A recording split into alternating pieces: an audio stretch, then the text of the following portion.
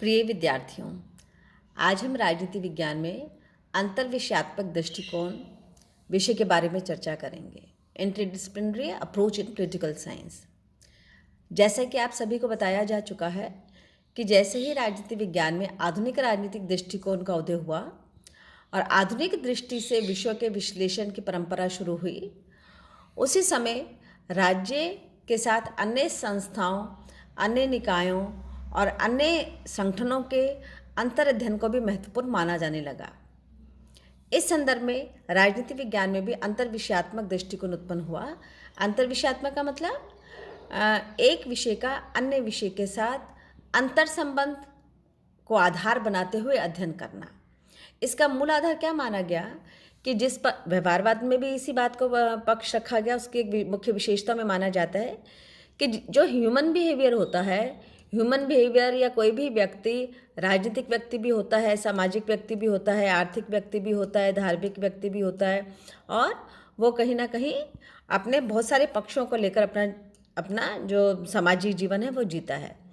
चूँकि उसके ये सारे पक्ष जो किसी भी व्यक्ति के व्यवहार से संबंधित होते हैं, वो सोसाइटी में ही उसके अंतर संबंध को स्पष्ट करते हैं। तो जब हम सोसाइटी में रहते हैं तो हम सिर्फ सोसाइटी में, तो ऐसा तो नहीं है कि हमारे सोसाइटी में हम एक बायर भी हैं, खरीदार भी हैं, विक्रेता भी हैं, तो हमारा संबंध प्रत्यक्ष रूप से किससे हो जाता है? तब अर्थशास्त्री हो जाता है। अगर मान लीजिए हम दार्शनिक तत्वों की विवेचना करते हैं या उनके बारे में चिंतन करते हैं, तो हमारा संबंध किससे हो जाता है? दर्शन से हो जाता है। अगर मान लीजिए हम कानून के नियम पालन के बारे में जानकारी रखते हैं, तो हमारा संबंध किससे हो जाता है? कानून से, लॉ से हो जाता है। इसी प्रकार हमारा संबंध स्टैट से, सांख्यिकी से, मनोविज्ञान से और राजनीति से भी होता है।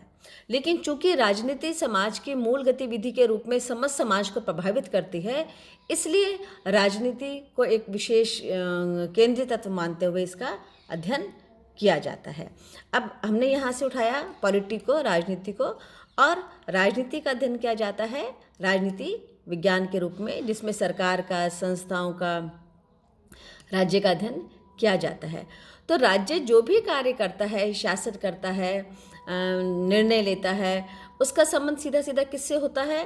फिलॉसफी से, लॉ से, स्टैटिक्स से, हिस्ट्री से, सोशोलॉजी से, इकोनॉमिक्स से, ज्योग्राफी से और एंथ्रोपोलॉजी से।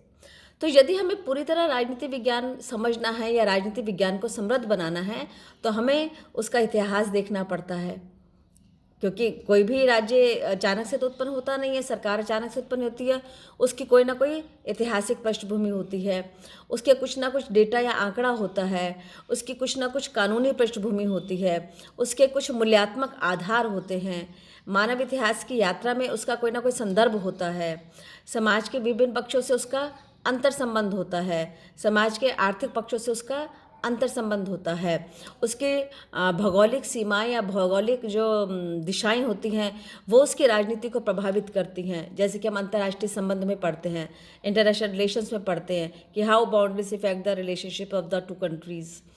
तो यहाँ ये स्पष्ट है कि यदि हमें राजनीति विज्ञान को सिर्फ राजनीति विज्ञान के रूप में ही अध्ययन करते, तो संभवतः हम उतना सारगर्भित अध्ययन नहीं कर पाते। तो एक नए दृष्टिकोण के रूप में, इंटरडिसिप्लिनरी के रूप में, राजनीति विज्ञान का समाजशास्त्र के साथ, राजनीति विज्ञान का अर्थशास्त्र के साथ और राजनीति विज्ञान का अन्य शास्त्रों के साथ संबंध का अध्ययन करना आवश्यक माना गया। तो राजनीति विज्ञान में हम किन का अध्ययन करते हैं? हम स्ट्रक्चर्स का अध्ययन करते हैं, वैल्यूज़ का अध्ययन करते हैं, सिद्धांतों का अध्ययन करते हैं, नॉर्म्स का अध्ययन करते हैं, ऑर्गेनाइजेशंस का अध्ययन करते हैं, प्रक्रियाओं का अध्ययन करते हैं, एडमिनिस्ट्रेशन का अध्ययन करते हैं, रिलेशंस का अध्ययन करते हैं, एक्टिविटीज़ का अध्ययन करते हैं।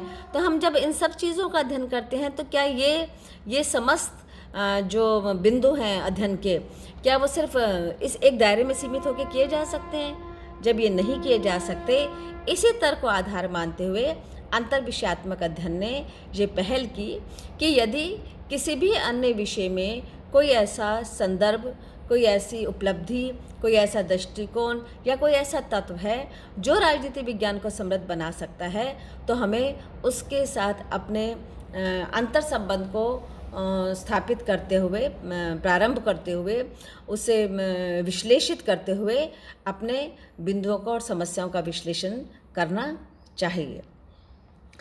इसका प्रमुख उद्देश्य क्या था?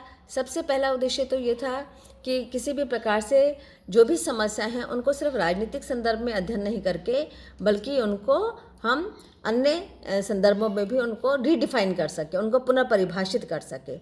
जब हम समस्याओं को पुनर्परिभाषित करेंगे तो हम उसके बेहतर समाधान ढूंढ सकते हैं, और जब बेहतर समाधान ढूंढेंगे तो कोई भी जटिल स्थिति या परिस्थिति होती है तो उसमें उसका निदान निकालना अधिक आसान रहता है और अधिक सहज हो सकता है। तो इसलिए दो अपोजिट या दो साइमल्टेनियसली दो सब्जेक्ट्स को में अक्रॉस द बाउंड्रीज थिंकिंग को लेकर जाने की पहल को अंतर विषयात्मक अध्ययन में पहल की गई है, उसका को कंट्रीब्यूट किया गया।